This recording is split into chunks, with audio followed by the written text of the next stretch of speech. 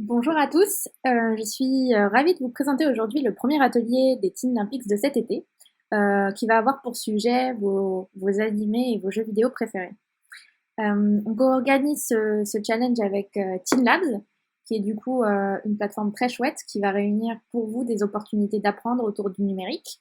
Et me concernant, je suis Séti, la cofondatrice de Le Coco, qui est une plateforme pour booster sa culture générale de façon ludique. Donc, pour commencer, je voulais vous dire quelques mots sur l'organisation des Teen Olympics. Donc, qu'est-ce que c'est finalement les Teen Olympics?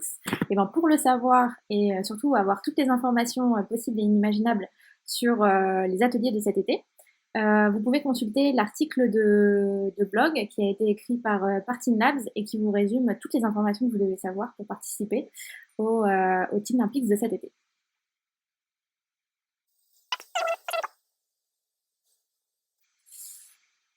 Voilà, donc il est là. Et on vous récapitule finalement en quoi consistent les Teen Olympics. C'est un défi, du coup, qui va consister déjà en plusieurs ateliers d'initiation et d'accompagnement, qui sont tous listés ici, et dont je vais vous présenter le premier, et qui va vous permettre, à la fin de l'été, d'être capable de créer votre propre parcours interactif autour ou de votre animé préféré ou de votre jeu vidéo préféré. Le challenge va avoir lieu du 21 juillet au 20 août.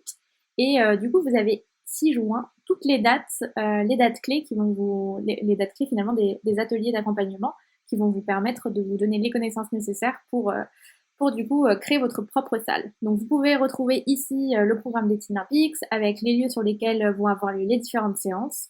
Donc le live démo de ce jour, et ensuite, le 28, un atelier design sur Canva.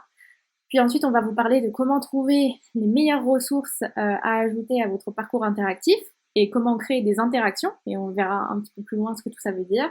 Et enfin, on pourra vous faire des retours, des retours sur votre salle et vous expliquer comment créer une expérience utilisateur sympa, puisque vous allez pouvoir inviter vos amis et votre famille à visiter votre parcours interactif. Et enfin, on va pouvoir finaliser avec vous, dans des rendez-vous un petit peu plus confidentiels, votre salle pour qu'elle soit la plus parfaite possible. Et pourquoi on veut qu'elle soit parfaite? Puisque une fois que votre salle est élaborée, et la fin des Teen Olympics, les participants se verront potentiellement attribuer une récompense en fonction de la salle que le jury va élire coup de cœur. Voilà. Et parmi les prix à gagner, qui sont du coup expliqués ici, hein, je vous laisserai le lire tranquillement, vous avez deux places pour un escape game. Donc ça a l'air très chouette. Alors, je vais voilà, n'hésitez pas à consulter l'article de blog. Et puis, me concernant, je vais vous présenter aujourd'hui l'outil qu'on va utiliser pour créer ce fameux parcours interactif et qui s'appelle Gather.town. Donc Gather.town, c'est quoi? On va aller sur leur site web directement pour voir ça. Donc c'est un site web qui est totalement en anglais, d'accord? C'est un outil américain. Et si jamais, pour une raison ou pour une autre, ça vous paraît un peu compliqué de comprendre les différentes informations qui sont sur la plateforme, n'hésitez pas à faire un clic droit comme je viens de le faire et à traduire en français. Voilà, ce sera une traduction approximative parce que ça va utiliser Google Translate pour ça, mais ça vous permettra au moins de, voilà, pour la majorité des boutons, d'avoir une information sur le contenu. Alors, cet outil va vous permettre de créer, comme vous le voyez dans la petite vidéo d'introduction, un espace dans lequel vous allez incarner un petit personnage et dans lequel vous allez pouvoir interagir avec l'environnement. Je vais vous montrer tout de suite un espace dans lequel vous allez pouvoir du coup incarner ce fameux petit personnage. Donc, on a créé avec le Coco un atelier autour un parcours mythologique en fait, autour du mythe de Psyché et Eros, et c'est celui-là qu'on va découvrir ensemble. Donc ça vous servira d'exemple, voilà, pour avoir des idées de ce que votre propre parcours interactif pourrait donner. Donc une fois que vous avez le lien, voilà, vers votre espace interactif, on va vous demander de choisir un avatar. Donc vous pouvez choisir l'avatar de votre choix. Donc voilà, je suis brune, je vais mettre celui-là avec une canne, c'est pas mal. Et mon prénom, c'est Seti, donc c'est parfait. Je vais mettre Next. Et ici, vous avez la possibilité d'activer ou non votre webcam. Et coucou, et d'activer ou non votre microphone.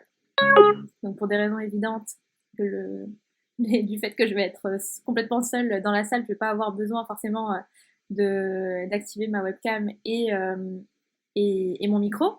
Mais en fait, ça va être intéressant quand vous allez partager un espace avec d'autres membres, puisque ça va marcher un peu comme ça marche dans la vraie vie, à savoir que quand vous allez être proche d'un autre personnage, et ben votre caméra et votre micro va automatiquement s'activer, si bien sûr vous avez décidé d'ouvrir les droits, hein, si vous décidez de pas activer votre webcam et de pas activer votre micro, à ce moment-là, ça se déclenchera pas. Mais en tout cas, si vous l'avez activé, vous allez pouvoir voir la personne qui passe à côté de vous. Donc ça peut être tout à fait sympa. Donc ici, on est dans le fameux espace qu'on a conçu autour du mythe de Psyché et Eros. C'est pour ça qu'il y a beaucoup de lierres, des colonnes, des tableaux. Et du coup, l'objectif de cette salle, c'était de faire déambuler les visiteurs, en quelque sorte, entre les différentes œuvres qui sont des illustrations du mythe de Psyché et Eros.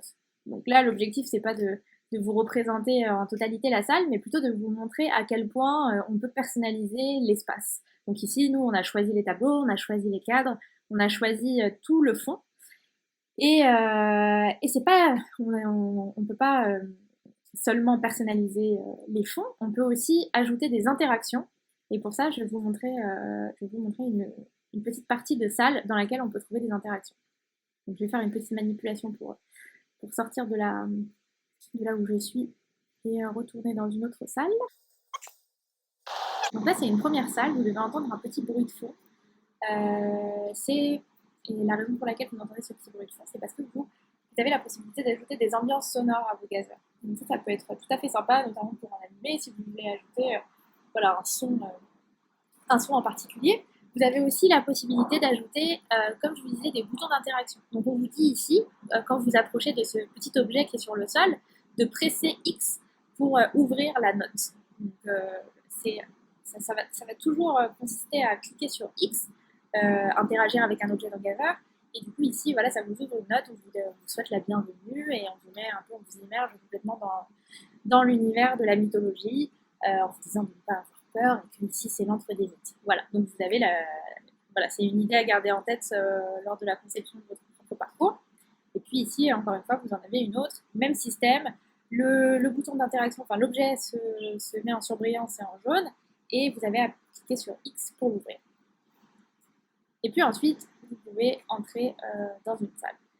Voilà. Donc là, je vous présente ces interactions, mais en fait, il peut en exister beaucoup de types, parmi lesquels, donc, des notes, ça peut être des notes, ça peut être aussi du tableau blanc, si vous voulez inviter vos camarades, les autres membres avec lesquels vous allez partager le lien vers votre gazeur à dessiner ensemble ou à écrire des mots ensemble. Ça peut être aussi des vidéos, d'accord, si vous trouvez des vidéos sur internet avec une bande-annonce de votre animé préféré par exemple, ça va pouvoir être à l'occasion de la proposer, comme ça les gens ont juste à cliquer sur X et ensuite la vidéo se lance sur leur ordinateur.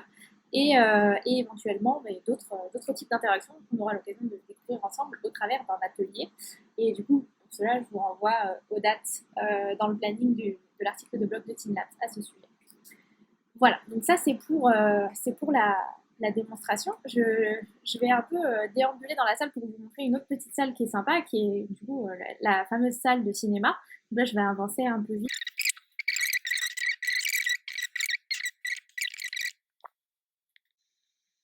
Voilà. Donc dans cette salle-là, comme vous le voyez, hein, c'est une salle de cinéma. Vous avez la possibilité de vous asseoir pour que vraiment ça ressemble à l'expérience l'expérience d'un cinéma vécu par votre petit avatar. Et une fois que vous êtes ici, de la même façon, vous cliquez sur X pour lancer la vidéo. Et ici, vous allez voir tous les participants qui voient la même vidéo en même temps. Donc ça peut être l'occasion de partager un moment avec votre famille et vos amis. Et vous avez la possibilité de lancer la vidéo ici et d'héberger un lien YouTube, un lien Vimeo ou un lien qui est hébergé ailleurs. Voilà. Donc vos propres vidéos également si vous voulez les filmer pour faire par exemple un témoignage sur votre jeu vidéo ou votre animé préféré. Donc je voulais vous montrer cette partie.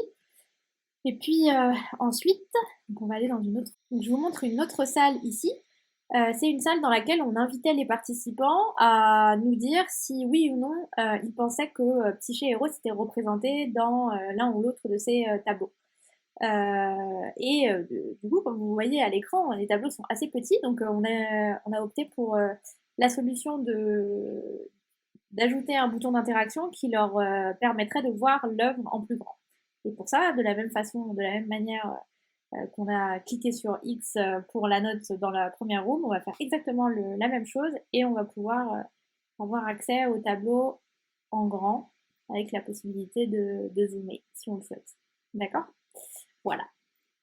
Donc ça, c'est certaines des nombreuses interactions qui vous sont proposées par Gazer et que vous pourrez ajouter à votre room. On aura l'occasion dans d'autres ateliers de discuter voilà, du panel existant, mais il va falloir aussi que vous puissiez expérimenter et aller explorer l'outil qui est assez simple d'utilisation et très chouette à découvrir.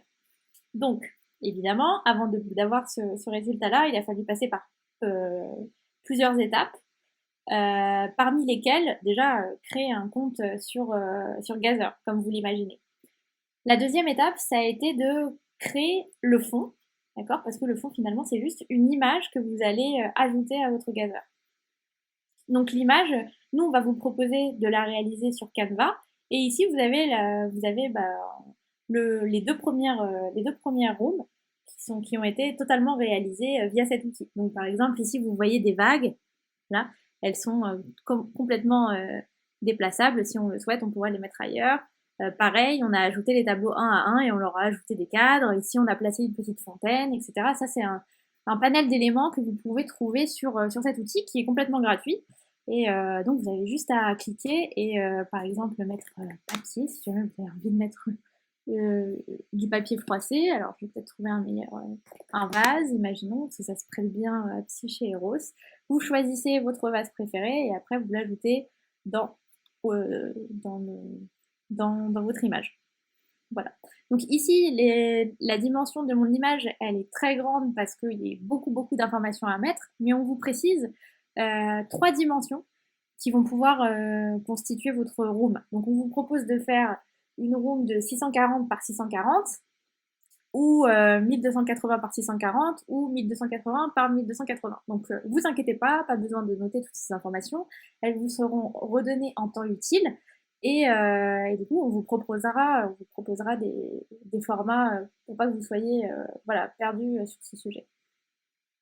Donc une fois qu'on est sur Gazer et qu'on a créé un compte, on arrive ici. Donc comme vous le voyez, ça c'est l'espace de gestion, de modification de mon Gazer sur Psyché et Rose. Et là, je vais en créer un nouveau, comme ça on va pouvoir voir ensemble comment créer un Gazer depuis la minute 0.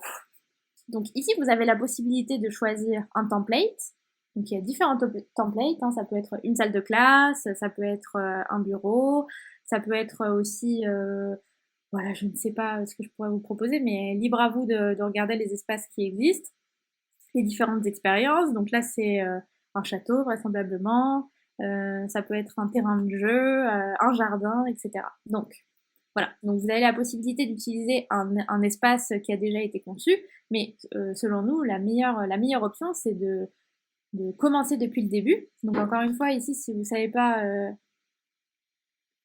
de commencer depuis le début et de start from blank, ce qui veut dire commencer avec un fond blanc en quelque sorte. Voilà, donc vous cliquez sur la boule de neige et vous allez ajouter un nom à votre espace. Donc là, on va mettre atelier 1 Tin Lympics. Voilà. Et ensuite, on vous demande pourquoi vous êtes en train de créer cet espace. Et donc, je vais mettre Friends and Family, mes amis et ma famille.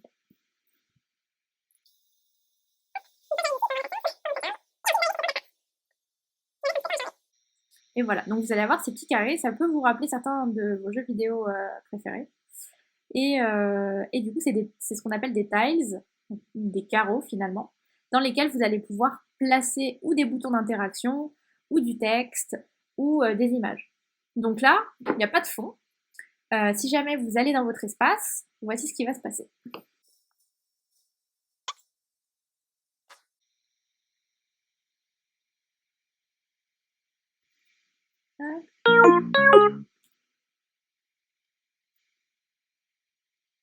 Donc, si vous arrivez dans cet espace, vous êtes dans le néant.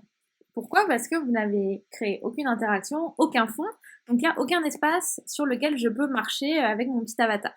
Donc l'enjeu numéro 1, ça va être de créer un fond pour que mon petit personnage puisse se balader. Et pour ça, comme je vous disais tout à l'heure, on va utiliser un canevas. Donc là, j'en ai préparé un, j'en ai préparé deux. Un sur un animé que j'aime particulièrement et un autre sur un jeu vidéo. Donc là, il va juste falloir le télécharger en PNG.